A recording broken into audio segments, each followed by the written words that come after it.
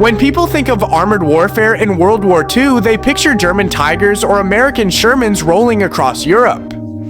But thousands of miles away, Japan was building a very different kind of armored force. Lightweight tanks for jungles, amphibious machines that could swim ashore, and secret late-war designs meant to counter Allied firepower.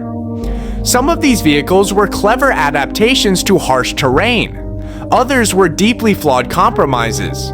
Together, they reveal how Japan planned to fight a mechanized war across islands, mountains, and vast stretches of Asia. This is the complete catalog of Japanese armored vehicles used during World War II. Let's begin where Japan's armored story truly started, with light tanks. Japan's early armor doctrine favored mobility over protection. The country lacked heavy industry and expected its tanks to operate alongside infantry rather than dual enemy armor. The Type 92 Jusokosha was one of Japan's earliest armored designs. Officially classified as a heavy armored car, it functioned more like a small tank. It first saw combat in 1933 during operations in northern China.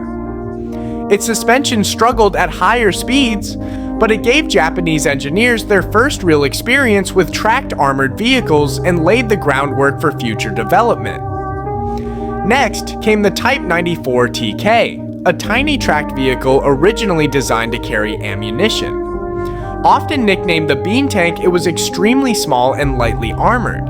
In China, it was pressed into infantry support roles, but by the time Japan entered the wider Pacific War, its armor could be penetrated by rifle fire at close range. Despite its limitations, it was produced in large numbers due to its simplicity. The Type 97 TK replaced the Type 94 and represented a significant improvement. The engine was moved to the rear, improving balance, and the main armament was upgraded to a 37mm gun. Faster and lower in profile, it performed well against lightly equipped Allied forces during the early stages of the Pacific campaigns, though it remained ineffective against enemy tanks. The most widely produced Japanese tank of the war was the Type 95 Ha-Go. Over 2,000 were built.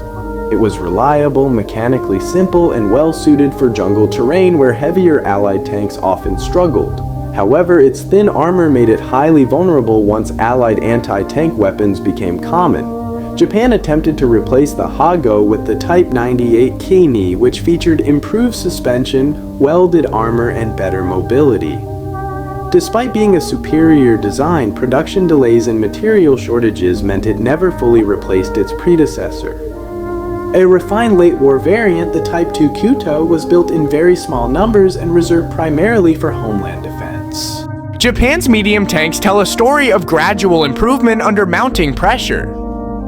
The Type 89 Aigo was Japan's first true medium tank and one of the earliest diesel-powered tanks in the world.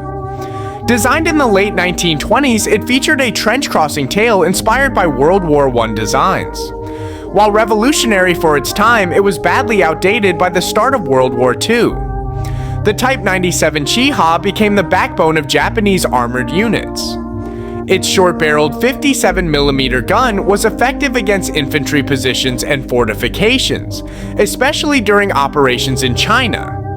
However, when Japanese forces encountered modern enemy tanks, its low-velocity gun proved inadequate. After clashes with Soviet armor at Nomonhan exposed these weaknesses, Japan introduced the Type 97 Chiha Kai, meaning new turret. This version mounted a high-velocity 47mm gun, significantly improving anti-tank performance.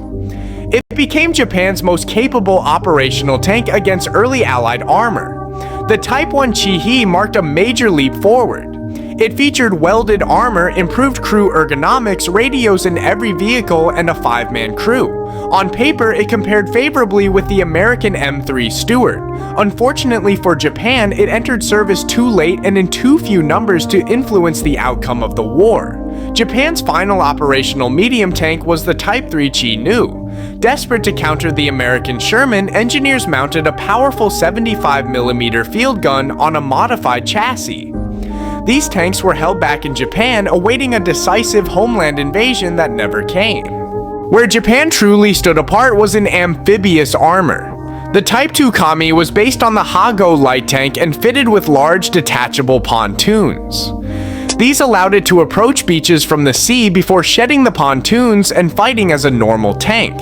It saw limited use in island defense operations. The larger Type 3 Kachi took the concept further. Based on a medium tank chassis, it was fully amphibious and featured a snorkel tower for engine operation. It was designed to be launched from submarines, allowing armored vehicles to surprise enemy positions from the sea. One of the most unusual designs was the Type 4 Katsu, an amphibious tractor armed with torpedoes.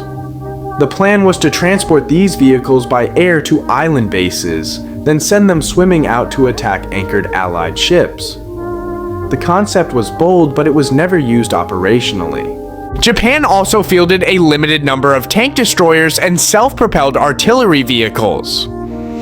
The Type 1 Honi-1 mounted a 75mm field gun in an open casemate. While powerful, its crew was dangerously exposed to shrapnel and small arms fire. The Type 1 Honi-2 carried a 105mm howitzer and served primarily in an indirect fire role.